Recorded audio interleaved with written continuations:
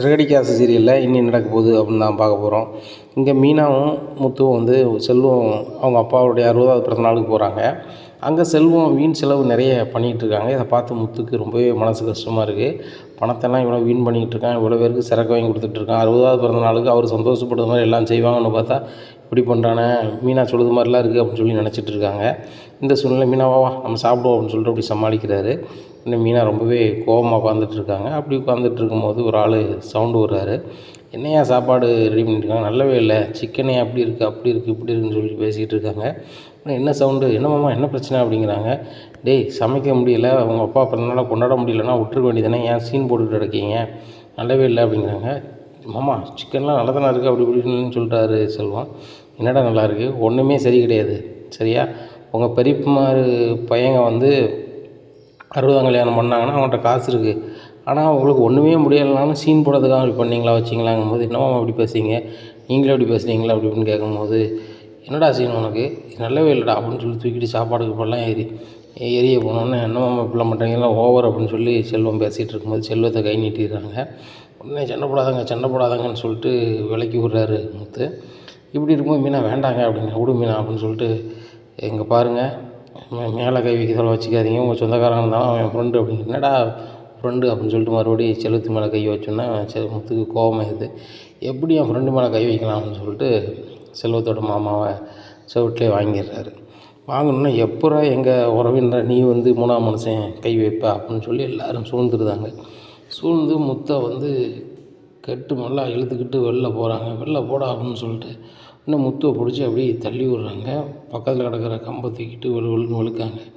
இதை பார்த்த மீனாவுக்கு சரியான கோபமாயிருது. அவங்களுக்கு விடுங்கன்னு சொல்லி பார்க்குறாங்க அமைதியாக, ஆனால் யாரும் கேட்குற மாதிரி இல்லை. இதில் ரொம்பவே கடுப்பான மீனா என்ன செய்கிறாங்கன்னா, நேராக சமையல்கட்டுக்கு போகிறாங்க. அங்கே சோத்தாப்பு இருக்குது, அதை எடுத்துக்கிட்டு விளாசுன்னு தாங்க. இருக்கிற கூட்டத்தில் எல்லோரும் தெரித்து ஓடுறாங்க. அதில் ஒரு ஆள் சொல்கிறாங்க, இருக்கிற ஆம்பளை ஆளுகள் எல்லாமே ஒரு பொம்பளைக்கு பயந்து இப்படி ஓடுதீங்களா வைக்கிங்களா அப்படிங்கிறாங்க. அந்த பொம்பளையால் ஒரு பொம்பளையால் கிடையாது, ராட்சசி மாதிரி செய்து தான் புருஷனுக்கு ஒரு பிரச்சனைனா அது எப்படி பூந்து விளையாடுது பாருங்கள் அப்படி இப்படின்னுட்டுருக்காங்க. மீனாவை பார்த்தோன்னே முத்துக்கே பயமாயிருது. மீனா விடு மீனா எல்லோரும் ஓட்டாங்க அப்படிங்கிறாங்க. நான் இருக்கும்போது என் புருஷன் மேலே கை வைக்கிறதுக்கு எனக்கு எவ்வளோ துமுறு உங்களுக்கு. என் புருஷன் என்ன சண்டைக்கு வந்தார், விசேஷத்துக்கு வந்தார், சண்டை போடாதாங்கன்னு சொன்னார். தான் இப்போ ஃப்ரெண்டு மேலே கை வச்சோன்னா கோவத்தில் கேட்டார், கையை வச்சார், இவ்வளோ தானே. இதுக்கு வந்து இவங்க இவ்வளோ பேர் சேர்ந்துக்கிட்டு செய்வாங்களா அப்படி இப்படின்னுட்டுருக்காங்க. யாராவது இருக்கீங்களா, வாங்கடா என் புருஷன்கிட்ட ஒத்தி மோதி பாருங்க, அதில் என் புருஷன் வந்து நீங்கள் வீரனா என் புருஷன் வீரன் நான் பார்க்குறேன் அப்படி இப்படின்னுட்டுருக்காங்க. வேணா அவங்க நீ கொடுத்த கொடுப்பில் ஓடிட்டாங்க அப்படிங்கிறாங்க. இல்லைங்க இப்போ சரி வராது, நம்ம இருப்போம், யார் வரான்னு பார்ப்போம் அப்படின்னுட்டுருக்காங்க. இதை அங்கே இருக்க ஒரு ஆள் பார்த்துட்டு சிட்டிக்கு போண்டிக்காங்க. சிட்டி இங்கே வந்து அவன் பொண்டாட்டி இப்படி பண்ணிட்டா, இவ்வளோ வேறு இதை அந்த ஸ்டாப்பையை வச்சு வெளுத்து அனுப்பி விட்டாங்க அப்படிங்கிறாங்க. சரிடா இது உங்களுக்கு ஒரு வாய்ப்பு தான், நான் போலீஸ் உடனே வர சொல்கிறேன் அப்படின்னு சொல்லிட்டு போலீஸுக்கு ஃபோன் பண்ணி வர சொல்லிடுறாங்க. இங்கே என்ன பிரச்சனை அப்படின்னு சொல்லிட்டு போலீஸ் வந்துடுறாங்க. அப்படின்னு எல்லாருமே வராங்க. இந்த லேடிஸ் தான் வந்து பிரச்சனை பண்ணுறாங்க, ஃபங்க்ஷன் வீட்டில் வந்து சட்டாப்பி வச்சு பண்ணுறாங்க வைக்கிறாங்க அப்படிங்கிறாங்க. உடனே செல்வம் வராரு. சார் யார் மேலேயும் இந்த பிரச்சனை இல்லை அப்படிங்கிறாங்க. நீ தான் அந்த விசேஷம் நடத்திட்டா, நீனே ஃபுல்லாக பிடிச்சிருக்கேப்பா அப்படிங்கிறாங்க. சார் விசேஷ வீடுனா அப்படி இருக்க தானே செய்யும் அப்படிங்கிறாங்க. உடனே 60ஆம் கல்யாணம் 60வது பிறந்தநாள் கொண்டாடுற அப்பா வராரு. வந்துட்டு சார் அவன் என் பையன் குடிக்கிற பையன் தான் சார், ஆனால் வந்து அவன் மேலே தப்பு இல்லை, அவர் மேலே வந்து எங்கள் சொந்தக்கார கை வச்சோன்னா ஃப்ரெண்டு வந்து எப்படி கை வைக்கலான்னு கேட்டார், அவ்வளோதான், மற்றபடி ஒன்றும் ஆகலை. அவங்க தான் வந்து பிரச்சனை பண்ணாங்க, தான் புருஷனை காத்துக்கிறதுக்காக அந்த பொண்ணு வந்து அவங்கள எதிர்கொள்ள வேண்டியது இருந்துச்சு, வேறு ஒன்றும் இல்லை சார் அப்படிங்கிறாங்க. வேறு ஏதோ பிரச்சனை, புருஷன் முன்னாடி இங்கே எதுக்கிட்டு இந்த விசேஷ வீடியோ கெடுக்கிறாங்க வைக்கிறாங்கன்னு சொல்லிட்டு ஃபோன் வந்துச்சு, யாரோ சிட்டின்னு சொல்லி ஃபோன் அடித்தாங்க அப்படிங்கிறாங்க. இதை கேட்டால் முத்துக்கு ரொம்பவே ஷாக் ஆகுது. மீனா சொல்கிறாங்க, அவங்களுக்கும் எங்களுக்கும் ஆகவாது, என் வீட்டுக்கார சும்மையாவது எதையாவது வறண்டு எடுத்துக்கிட்டே இருக்குது தான் ஒரு வேலை, அந்த சிட்டி ஃபோன் பண்ணால் நீங்கள் வந்திருக்கீங்களே அப்படிங்கம்மா, யார் ஃபோன் பண்ணாலும் வர வேண்டியது என் கடமை அப்படிங்கிறாங்க. சார் என் புருஷன் பொண்ணு நான் பார்த்துட்டு இருக்கணுமா சார், அதான் சார் தற்காப்புக்கு பண்ணேன் அப்படிங்கிறாங்க. சரி அதனால் ஒன்றும் இல்லைம்மா, ஸ்டேஷனில் வந்து எழுதி கொடுத்துட்டு போங்க, எல்லோரும் ஸ்டேஷனுக்கு வாங்க அப்படிங்கிறாங்க. உடனே செல்வம் அப்பா சொல்கிறாரு, டே 60வது பிறந்தநாள் நான் கொண்டாடணும்னு சொன்னேன்டா, ஆனால் கொண்டாடணும்னு சொல்லிட்டு இப்படி எல்லாரையும் வர வச்சு இப்படி என்ன வந்து போலீஸ் ஸ்டேஷன் வரைக்கும் அலைய வச்சிட்டடா என் 60வது பிறந்தநாள் அன்றைக்கி அப்படி இப்படின்னுட்டு இருக்காரு. அப்பா சாரிப்பா அப்படி இப்படின்னுட்டு இருக்காங்க. முன்னே முத்து சொல்கிறாரு, எங்களால் உங்களை கஷ்டப்படுத்திட்டேன் ஐயா மன்னிச்சுக்கோங்க அப்படிங்கிறாங்க. இல்லை தம்பி உன் மேலே எந்த தப்பும் கிடையாது, உன் ஃப்ரெண்டு மேலே கை வைக்காமன்னு சொல்லிட்டு நீங்கள் போயிருக்க, உன் மேலே கை வைக்கான்னு சொல்லி உன் மனைவி வராங்க. இப்படி இப்போ ஆட்களுக்கு வந்து யாருக்குமே பொறுமை இல்லை. பொறுமை இருந்தால் ஒரு ஃபங்க்ஷன் நடத்தணும். இதுதான் தேவையில்லைன்னு சொல்லி நான் செல்வத்துட்ட எவ்வளவோ சொன்னேன். உங்கள் அண்ணன்மார் பசங்க பண்ணாங்க, அதே மாதிரி நான் பண்ணுவேன் அப்படி இப்படின்னு வீம்புக்கு பண்ணான் பாருங்கள். இப்போ இவ்வளோ செலவு பண்ணியும் எல்லோரும் வந்து குறை சொல்லுற அளவுக்கு ஆயிடுச்சு. இப்போ ஸ்டேஷனரிக்கு போயிடுச்சு. இந்த கடனை எப்படி அடைக்க போகிறான்னு சொல்லுங்கள். ரொம்ப கஷ்டமாக இருக்குது. எப்படின்னா 2,00,000 மேலே செலவு பண்ணியிருப்பான். இது எப்படி தான் அடைக்க போகிறானோ ஏது தான் அடைக்க போகிறான்னு தெரியல. அன்னாடு காரை ஓட்டி வீட்டு செலவுக்கு காணலன்னு சொல்லிக்கிட்டு இருக்கான் தம்பி. இதில் வந்து இந்த செலவுலாம் தேவையா? பேசாமல் ஒரு கோயிலில் போய் ஒரு பூஜையை முடிச்சுட்டு நம்மளால் முடிஞ்ச 4 பேருக்கு ஒரு அன்னதானத்தை கொடுத்துட்டு இப்போ வந்துகிட்டே இருக்கலாம். செலவும் மிச்சம், மன நிம்மதியாகவும் இருக்கும். வயசான காலத்தில் தேவை வந்து நம்ம நிம்மதி தானே. யாரும் வந்து நம்மளை பெருசாக பேசணும் அப்படின்னு நினைக்க மாட்டோம். நம்ம மக்கள் மாதிரி சந்தோஷமாக இருந்தால் போதும் அப்படின்னு சொல்லிட்டு. ஆனால் இவ்வளவு சங்கடப்பட்டு நடத்தியும் கூட இவ்வளோ அசிங்கப்பட்டு ஸ்டேஷனுக்கு அலைய வேண்டியிருக்கு அப்படிங்க. ஐயா எதுவும் நினைக்காதீங்க, ஒன்றும் பிரச்சனை இல்லை அப்படின்னு சொல்லிட்டு ஸ்டேஷனுக்கு போகிறாங்க. போனோன்னே ஏம்மா மீனா வாங்க அப்படிங்கிறாங்க. நீங்கள் தானே ஏற்கனவே வந்து ஒரு ரெஸ்டாரண்ட்டில் ஒரு பொண்ணோட உயிரை காப்பாற்றுனீங்க அப்படிங்கிறாங்க. ஆமாய்யா அப்படிங்கிறாங்க. நீ பயங்கரமாக இப்போ தற்காப்பு கலை படிச்சிருப்பியாம்மா அப்படிங்கிறாங்க. அப்படிலாம் ஒன்றும் படிக்கலைங்கய்யா, எனக்கு வேண்டியவங்களுக்கு ஏதாவது ஒரு பிரச்சனை அப்படின்னா நான் பார்த்துக்கிட்டு இருக்க முடியாது இல்லையா. அவர் என் கணவர், என் ஹஸ்பண்டுக்கு ஏதாவது ஆகிட்டுனா நான் எப்படி சார் வந்து பார்த்துக்கிட்டு இருக்க முடியும். அதனால தான் கை வைக்க வேண்டியதாக போச்சு அப்படிங்கிறாங்க. ஏம்மா நீ பண்ண தப்பு கிடையாது. தற்காப்பு பண்ணுறது வந்து தவறுன்னு யாருமே சொல்லிட முடியாது. நீ உன் புருஷன் உயிரை காப்பாற்றுறதுக்கு நீ வந்து முற்பட்டுருக்க, அதான் ஒன்றும் இல்லை. எழுதி கொடுத்துட்டு போம்மா, இது வேணா நல்லதும்மா. சப்போஸ் அவங்க லேட்டாக வந்து கம்ப்ளைண்ட் கொடுத்தா கூட உங்கள் மேலே அவங்க கம்ப்ளைண்ட் கொடுத்துருக்காங்க அப்படின்னு சொல்லும்போது ஆட்டோமேட்டிக்காக அவங்க வாபஸ் வாங்கிட்டு போவாங்க. இல்லை அப்படின்னா அது உங்களுக்கு பாதுகாப்பாகவும் இருக்கும் அப்படிங்கிறாங்க. சரி சார் அப்படின்னு சொல்லிட்டு அவங்க மேலே ஒரு கம்ப்ளைண்ட் கொடுத்துட்டு இதான் நடந்துச்சின்னு சொல்லி ஒரு ஸ்டேட்மெண்ட் கொடுத்துட்டு கிளம்புறாங்க. உடனே முத்து மீனா அப்படிங்கிறாங்க. என்ன அப்படிங்கிறாங்க. என் செல்லை காணலை. என்னங்க சொல்கிறீங்க அப்படிங்க. ஆமாம் மீனா காணலை, நான் கீழே விழுந்து அதில் தான் இங்கே விழுந்துருக்குன்னு நினைக்கிறேன், வா போய் பார்ப்போம் அப்படின்னு சொல்லிட்டு அங்கே போகிறாங்க. அந்த செல்லை எடுத்து ஒரு சின்ன பிள்ளை விளாண்டுக்கிட்டு இருக்கும்போது அந்த பிள்ளை வந்து செல்லில் உள்ளது எல்லாத்தையுமே அழிச்சிருது. இதை பார்த்த முத்து பாப்பா இது யார் செல்லு அப்படிங்கிறாங்க. எனக்கு தெரியலை, கீழே விழுந்து கிடந்துச்சி, அதான் எடுத்து விளாண்டுக்கிட்டு இருக்கவங்க செல்லா அப்படிங்க அப்படிங்கிறாங்க. ஆமாம் பாப்பா என் செல்லு தான் அப்படிங்கிறாங்க. தம்பி தப்பாக நினச்சிக்காதீங்க, கீழே கிடந்தோன்னு எடுத்து பாப்பா விளாடுதான், நான் எவ்வளவோ சொல்லி பார்த்தேன். ஒரு அண்ணாச்சி கீழே விழுந்தார், அவரோட செல்லாக தான் இருக்கணும் அப்படின்ட்டு, ஆனால் அவள் கேட்கவே மாட்டேக்கா அப்படிங்க. அதை ஒன்றும் இல்லைம்மா அப்படின்னு சொல்லி செல்லை பார்க்குறாங்க. எல்லா ஃபோன் நம்பர்லேருந்து எல்லாமே அழிஞ்சிருக்கு. டோட்டலாகவே செல்லு அழிஞ்சிருக்கு. வச்சுருந்த வீடியோவெலாம் நிறைய அழிஞ்சிருக்கு. அந்த வீடியோவில் தான் வந்து சத்யாவும் சிட்டியும் திருடுன அந்த வீடியோவும் இருக்குது, அதுவும் சேர்ந்து அழிஞ்சிருக்குது. மறுபடியும் டவுன்லோட் பண்ணலாமா அப்படின்னு சொல்லிட்டு பார்க்குறாரு. ஆப்பில் ஒன்றுமே பண்ண முடியல. கம்ப்ளீட்டாக நம்ம புதுசாக தான் வந்து இது பண்ணணும் அப்படின்னு நினைக்கிறாங்க. சரி ரைட்டு, போனது போட்டும், ஒரு வேளை இது யார் கையிலையாக கிடச்சி இந்த வீடியோ ஃபார்வர்டு ஆயிருமோன்னு நினச்சேன். சரி இதோட முடிஞ்சதில்ல அப்படின்னு சொல்லிட்டு நேராக வீட்டுக்கு கிளம்புறாரு. எங்கள் செல்லில் எல்லா நம்பரும் அழிஞ்சிட்டிங்க, எப்படி நம்ம பிஸ்னஸ் பண்ணுவீங்க அப்படின்னு கேட்குறாங்க. அதான் தெரில மீனா, தெரிஞ்சவங்க பார்க்குறவங்கள்ட்ட அப்படி நம்பர் வாங்கிக்கலாம், ஆனால் வெளியூரில் இருக்கிறவங்க அப்படி இருக்கவங்க இப்படி இருக்கவங்க தான் வாங்க முடியாது. அந்த கனடா மேடம் நம்பர்லாம் அதுதான் இருந்துச்சு அப்படிங்கிறாங்க. ஏங்க நீங்கள் கனடா மேடத்துக்கு நீங்கள் கால் பண்ணுவீங்களா? நான் பண்ண மாட்டேன், அவங்க வந்தால் தான் கால் பண்ணுவாங்க அப்படிங்கிறாங்க. அப்போ ஹலோன்னு பேசுங்க, பேசிவிட்டு நீங்கள் அப்படி யூஸ் பண்ணிக்க வேண்டியது. ஆமாண்ணே, அதுக்கு அவங்க ஏன் ஃபீல் பண்ணோன்னே. சரி ரைட்டு பார்த்துக்கலாம் விடு. ஆனால் என்ன மீனா, என் மேலே 1000 கோவத்தோடு வந்தேன், ஆனால் என் மேலே ஒரு ஆள் கை வச்சோன்னு விட மாட்டேங்க அப்படிங்கிறாங்க. ஏங்க நீங்கள் என் புருஷன், உங்களுக்கு ஒன்றுன்னா நான் பார்த்துக்கிட்டு இருக்க முடியுமாங்க? இல்லை எனக்கு ஏதாவது ஒன்றா நீங்கள் பார்த்துட்டு இருப்பீங்களா? இருக்க மாட்டீங்க தானே. பொழந்து கட்டியிருக்க தானே செய்வீங்க. அப்புறம் நான் எப்படி இருக்க முடியும் என் புருஷனுக்கு ஒன்றுனா அப்படிங்கிறாங்க. ஏன்னா உண்மையிலே நீ எந்த அளவுக்கு நீ லவ் பண்ணுறியா அப்படிங்கிறாங்க. உங்களை விரும்பாமையாங்க நான் வந்து உங்கள் வீட்டில் உட்காந்துட்ருக்கேன் அப்படிங்கிறாங்க. இல்லை கல்யாணம் முடித்த புதுசில் என்னை பிடிக்கல வைக்கல, உனக்கு பிடிக்காத ஒரு உருவம்னா அது நான் தான் சொல்லிகிட்டு இருப்பேன். இன்றைக்கி என்ன பிடிச்சி இப்படி பண்ணுறியா மீனா, அது ரொம்ப சந்தோஷமாக இருக்குது அப்படிங்கிறாங்க. என்னங்க ஐஸ் வைக்கிறீங்க, உங்கள் ஃப்ரெண்டுகிட்ட கொடுத்த பணத்தை சம்மந்தமாக நான் கேட்டுருவேன்னு நினைக்கிங்களா அப்படிங்கிறாங்க. மீனா நான் மன்னிச்சிரு, நீ சொல்லும் போது எனக்கு கஷ்டமாக தெரிஞ்சிச்சு.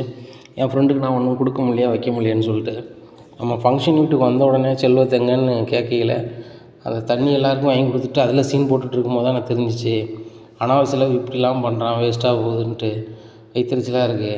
அது 1,00,000 சம்பாதியம் பண்ணி நம்ம எவ்வளோ கஷ்டப்பட்டோன்னு தெரியுது அப்படிங்கிறாங்க. ஏங்க நீங்கள் உங்கள் ஃப்ரெண்டு நல்லா இருக்குன்னு கொடுத்தீங்க, அதை பற்றி நான் ஃபீல் பண்ணல, ஆனால் இப்படி ஆயிடக்கூடாதுன்னு தான் சொன்னேன். உங்களுக்கு இது ஒரு வாழ்க்கை படமாக இருந்துட்டு போட்டு ஒன்றும் பிரச்சனை இல்லை அப்படி இப்படின்ட்டு இருக்காங்க. இங்கே வீட்டுக்கு நேராக வந்துடுறாங்க. உடனே அண்ணாமலை கேட்குறாங்க, என்னப்பா ஃபங்க்ஷன்லாம் எப்படி அப்படிங்கிறாங்க.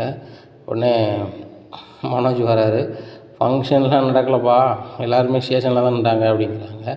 உடனே ஸ்டேஷனில் நின்றாங்களா அப்படிங்கிறாங்க. ஆமாப்பா, நான் வந்து என் கடைக்கு வந்து ஒரு ஃபங்க்ஷன் வைக்க போகிறோம், ஆஃபர் போட போகிறோம், அதுக்கு நான் பெர்மிஷன் வாங்க போயிருந்தேன் போலீஸ்கிட்ட. அப்போ தான் இவங்க ஸ்டேஷனில் நின்றாங்க. மீனாவும் முத்து வந்து அந்த ஃபங்க்ஷன் வீட்டில் பிரச்சனை பண்ணியிருப்பாங்க போல், அவங்க நேராக ஸ்டேஷனில் கம்ப்ளைண்ட் பண்ணிட்டாங்க, வந்துட்டாங்க அப்படிங்கிறாங்க. டேய் அறவரை, அங்கே என்ன நடந்துச்சு, எது நடந்துச்சு, ஏன் பேசாத அப்படிங்கிறாங்க. டேய் மனோஜ் மாதிரி நீ அமைதியார், மனோஜ் முத்து என்ன தான் நடந்துச்சு அப்படிங்கிறாங்க. அப்பா ஃபங்க்ஷன் வீட்டில் ஒரு பிரச்சனைப்பா. அப்போ செல்வத்து மேலே ஒரு ஆளுக்கு கை வச்சார், என் ஃப்ரெண்டு மேலே எப்படி கை வைக்கலான்னு கேட்டேன். அப்போ கேட்கும்போது என்ன அவனை செய்யணுங்கும்போது நானும் மேலே கை வைக்க வேண்டியதாக போச்சுப்பா. அவங்க உடனே எல்லோரும் சேர்ந்துட்டு எங்கள் உறவினர் எப்படி நீ கை வைக்கலாம்னு சொல்லிட்டு அவங்க சுற்றிட்டாங்க அப்படிங்கிறாங்க. உடனே பார்த்துட்டா இருப்பாங்க, நீ வீட்டில் பில்டப் பண்ண மாதிரி ரோட்டில் எல்லோரும் பார்த்துட்டு இருப்பாங்களா அப்படிங்கிறாங்க. உடனே இதை மட்டும் சொல்லாத, அடுத்த நடந்ததை சொல்லுதும் பாரு அப்படிங்கிறாங்க. அப்போ அந்த மாதிரி இது பண்ணும்போது எல்லோரும் சேர்ந்து என்கிட்ட பிரச்சனை பண்ண ஆரம்பிச்சிட்டாங்க, தள்ளியும் விட்டாங்க. அதை பார்த்தோன்னே மீனா கொதிச்சிட்டாப்பா. அங்கே கிடந்த சட்டாப்பியை தூக்கி அவ்வளோ வேறையும் பொழந்து கட்டி வெளுன்னு வெளுத்துட்டாப்பா. அவங்க இருந்த இடம் தெரியல, தெரிச்சு ஓடிட்டாங்க. அதில் அந்த சிட்டின்னு ஒருத்தங்க நடக்காமல காமெடி பீஸு, யார் உனக்கணக்கும் அவனை வீடியோ எடுத்து போட்டானா அவனா அப்படிங்கிறாங்க. ஆமாம் அப்படிங்கிறாங்க. அந்த காமெடி பீஸ் வந்து போலீஸுக்கு ஃபோன் அடிச்சிருப்பாங்க உங்களுக்கு, என்னாலையும் என் வீட்டம்மாவாலையும் அந்த ஃபங்க்ஷனில் பிரச்சனைன்னு சொல்லிட்டு. அதனால் போலீஸ் உடனே வந்துட்டாங்க. அப்புறம் ஸ்டேஷனுக்கு வாங்கும்போது செல்வம் வீட்டில் இருந்து எல்லாருமே நம்மளுக்கு சப்போர்ட் பண்ணி, அவங்க அந்த வீட்டு ஃபங்க்ஷனுக்கு வந்தவங்க வீண் பிரச்சனை பண்ணது எங்கள் உறவினர் தான், அவங்க ஓடிட்டாங்க, இவங்களுக்கு அதுக்கு எந்த சம்மந்தமும் கிடையாது, இவங்களால ஃபங்க்ஷனுக்கு எந்த பிரச்சனையும் கிடையாதுன்னு சொல்லிட்டாங்க. ஆட்டோமேட்டிக்காக எழுதி கொடுத்துட்டு அனுப்பிவிட சொல்லிட்டாங்க. நாங்களும் அந்த பிரச்சனை பண்ணுறவங்க மேலே ஒரு பெட்டிஷன் கொடுத்துட்டோம், அவங்க மேலே நடவடிக்கை எடுக்கணும்னு சொல்லியிருக்காங்க அப்படிங்கிறாங்க. ஓ இவ்வளோ நடந்திருக்கா அப்படிங்க. ஆமாப்பா அப்படிங்கிறாங்க. டேய் எதுவுமே தெரியாமல் என்னடா முத்து மேலே நீ குறை சொல்லிகிட்டு இருக்கா அப்படிங்கிறப்பா. அங்கே போய் விசாரிச்சாம்பா தான் தெரியும்பா, இவங்க 2 பேர் மேலே தப்புன்னு சொல்லுவாங்க அப்படிங்கிறாங்க. இங்கே பாரு மனோஜ், எதையுமே தெரியாமல் பேசக்கூடாது. ஏன்னா முத்தை உனக்கு பிடிக்கல, அவன் படிக்கலை, எதையாவது ஒன்று குறை சொல்லணுங்கிறதுக்காக முத்தை குறை சொல்லிகிட்டு இருக்காத. உண்மையிலே முத்து மீனா வந்து அப்படி அற்புதமான ஜோடி, அவங்களுக்கு எந்த இடத்துல எப்படி நடக்குன்னு தெரியும். எனக்கு தெரிஞ்ச வகையில் முத்து மீனாவுக்கு ஏதோ வருத்தம் இருந்திருக்கு. ஆனால் அந்த ஃபங்க்ஷனுக்கு வந்து அவள் போகக்கூடாதுன்னு இல்லை, முத்து போய் வானத்தை காப்பாற்றணுன்ட்டு அவள் போயிட்டா அப்படிங்கிறப்பா. இதெல்லாம் உனக்கு எப்படிப்பா தெரியும் அப்படின்ட்டு, நான் உனக்கு தாப்பேன், என்ன நடக்கு ஏது நடக்குன்னு கொஞ்சமாக தெரியும். கார் ஸ்டாண்டில் இருந்து எனக்கு தகவல் கொஞ்சம் வந்துச்சு, மீனா வந்து செல்வத்துட்டு பேசினது வச்சது எல்லா கதையும் எனக்கு தெரியும் என்ன. ஆனாலும் வந்து மீனா செஞ்சது சரி தான், உனக்கு அந்த நேரத்தில் தப்பாக தெரிஞ்சிருக்கும், இப்போ உனக்கு சரியாக தப்பான்னு உனக்கு ஓரளவு புரிஞ்சிருக்குன்னு நினைக்கிறேன் அப்படிங்கிறாங்க. புரிஞ்சிட்டுப்பா, நான் தான் தப்பு பண்ணிட்டேன், மீனா சொல்ல கேட்கல அப்படிங்கிறாங்க. பாரு எல்லோரும் பொண்டாட்டி சொல்ல கேட்டால் தான் ஜெயிக்க முடியும் அப்படின்ட்டு இருக்காங்க.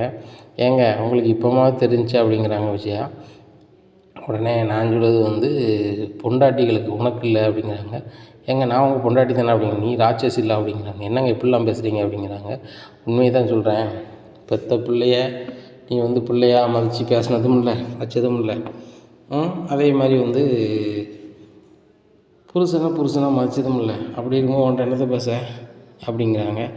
ஏங்க உங்களுக்கு முத்து மீனா வந்து தலையில் தூக்கி வச்சு ஆடுவீங்க, பாருங்கள் ஒரு ஃபங்க்ஷனுக்கு தேவையில்லாமல் போய் அங்கே போய் சண்டை எடுத்துகிட்டு பிரச்சனையோடு வராங்க. இப்படி போலீஸ் ஸ்டேஷனுக்கும் அங்கேயும் இங்கேயும் அலைஞ்சா எப்படிங்க இருக்கும், அசிங்கமாக தானே இருக்கும். நம்ம வீட்டில் 2 பெரிய இடத்து மருமக இருக்காங்க, அவங்க வீட்டிலேருந்து யாரும் வந்து என்னங்க நினைப்பாங்க அப்படி இப்படின்னுட்டு இருக்கும்போது சுருதி அம்மா வராங்க. சம்மந்தி அப்படிங்கிறாங்க. என்ன அப்படிங்கிறாங்க. இந்த மாதிரி உங்கள் பையன் முத்து பண்ணுறது மீனா பண்ணுறது நல்லாவா இருக்குது அப்படிங்கிறாங்க. என்ன சம்மந்தி என்னாச்சு அப்படிங்கிறாங்க. உடனே நாங்கள் என்ன பண்ணோம் அப்படிங்கிறாங்க. இந்த வீட்டில் தான் எங்கள் பொண்ணு வாழ்கிறா, அப்படி இருக்கும்போது இந்த குடும்பம் எவ்வளோ கௌரவமாக இருக்கணும், போலீஸ் ஸ்டேஷனுக்கு அங்கேயும் இங்கேயும் அலைஞ்சிட்ருக்கீங்க, நான் அந்த வழியாக தான் சம்மந்தி போனேன், போலீஸ் இன்ஸ்பெக்டர் எனக்கு பழக்கம், இங்கே பொண்ணு கொடுத்த வீட்டில் இருந்து இப்படிலாம் பிரச்சனைன்னு சொல்லி எனக்கு சொல்கிறாங்க அப்படிங்கிறாங்க. அது எப்படி அவர் சொல்லுவார் அப்படிங்கிறாங்க. சொல்ல போய் தான் அங்கே வரேன், இப்படிலாம் பண்ணிகிட்ருக்காதீங்க, வச்சிட்ருக்காங்க, நல்ல பழக்கம் இல்லை சம்மந்தி, இப்படி இருக்க வீட்டில் மகா எப்படி வாழ்வா அப்படி இப்படின்ட்டு இருக்கும்போது சுருதி கரெக்டாக வேலைக்கு போய்ட்டு வராங்க. என்னம்மா என்னாச்சு அப்படிங்கிறாங்க. ஏண்டி இந்த வீட்டில் தானே இருக்கணும்னு சொல்லிட்டு தானே வந்தேன்.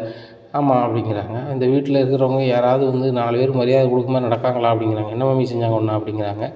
என்னையும் ஒன்றும் செய்யலை, ஒரு ஃபங்க்ஷன் வீட்டுக்கு முத்து மீனா போயிருக்காங்க, அங்கே போய் பிரச்சனை பண்ணியிருக்காங்க, பிரச்சனை பண்ணிட்டு ஸ்டேஷனுக்கு கிளம்பிட்டுருக்காங்க.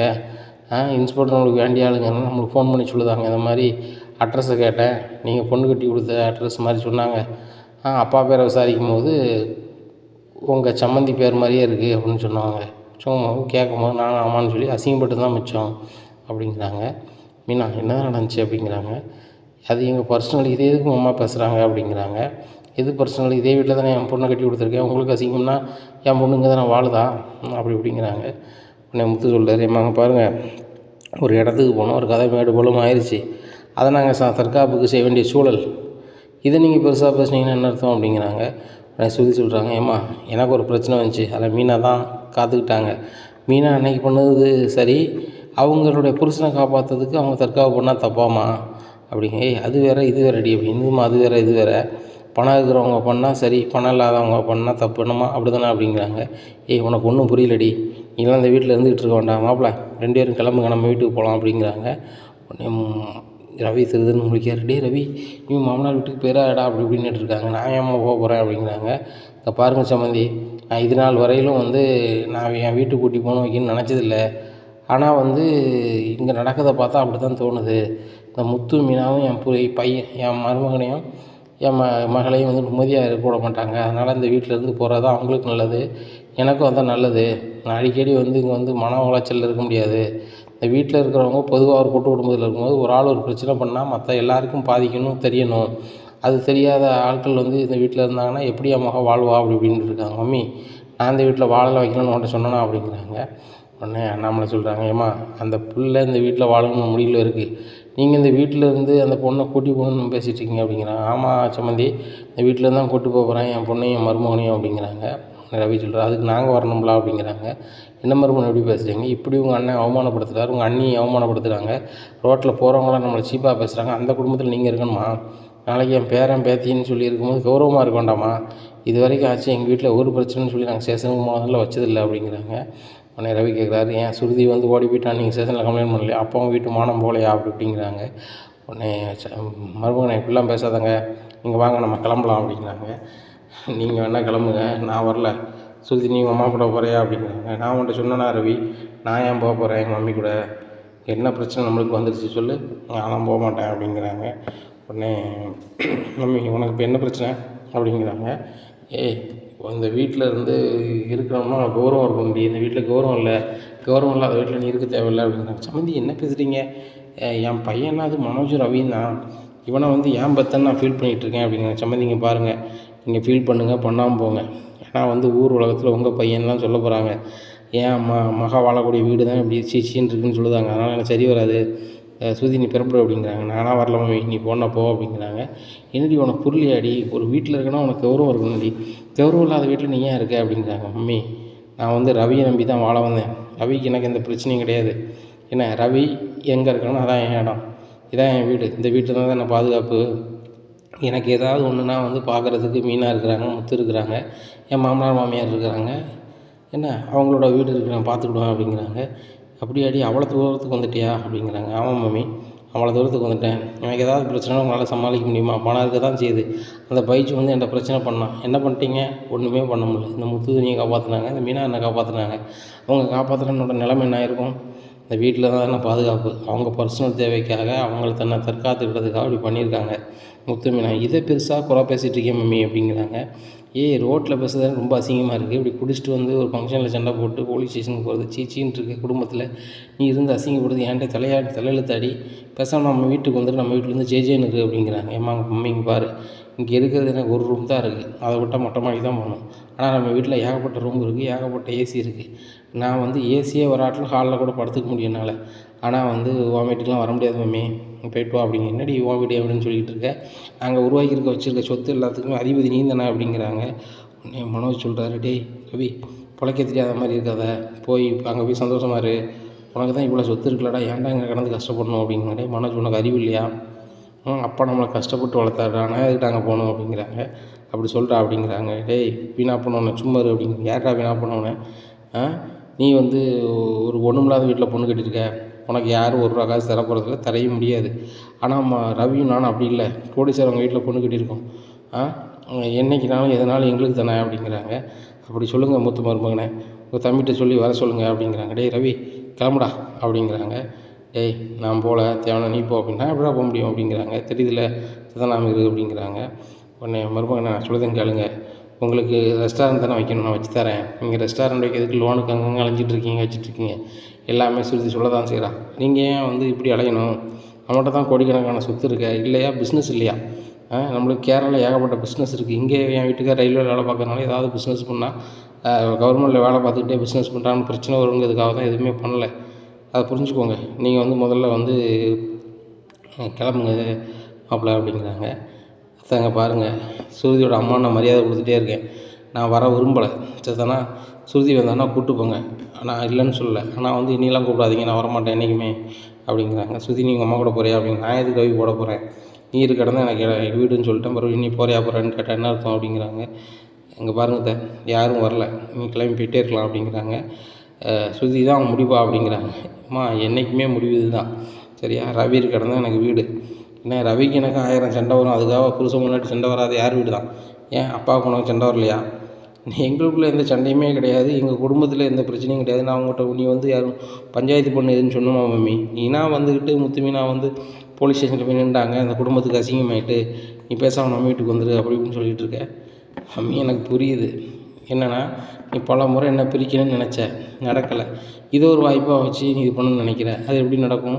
அது நடக்கவே நடக்காது. எங்கள் வீட்டை நாங்கள் பார்த்துக்கிட்டோம். மீனா இன்றைக்கி என்ன சமையல் அப்படிங்கிறாங்க. இவ்வளவு நான் சொல்லிக்கிட்டு இருக்கேன், இப்போவும் மீனா என்ன சமையல்னு கேட்டுட்ருக்க அப்படிங்கிறாங்க. இல்லை சுருதி நீ தான் சமைக்கணும் அப்படிங்கிறாங்க. மம்மி நீ காமெடியாக பேசிகிட்டு இருக்க, மீனா சூப்பராக சமைப்பாங்க, வேணால் சாப்பிட்டு போ, ரொம்ப எனர்ஜி வேறு வேஸ்ட் பண்ணிட்டல அப்படிங்கிறாங்க. சுருதிம்மா நீங்கள் என்ன சாப்பிட்றீங்க அப்படிங்கிறாங்க. ரொம்ப துமுறு தாண்டி அப்படிங்கிறாங்க.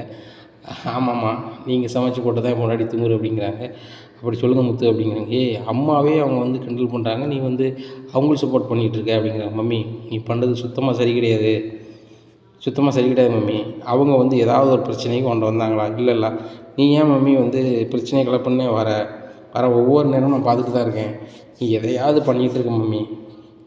அவங்க வந்து ஒரு ஃபங்க்ஷனுக்கு போயிட்டு வந்திருக்காங்க, அதில் ஒரு பிரச்சனை வருதுன்னா அவங்க சொல்கிறதுக்கு முன்னாடி நீ வந்து ஸ்டேஷனில் இருந்து சொன்னாங்க, இந்த குடும்பத்தில் தான் நீ இருக்கணுமா வைக்கணுமான்னு சொல்லிட்டு நீ வந்து பண்ணிகிட்டு இருக்கிறது ரொம்ப தப்பு மம்மி.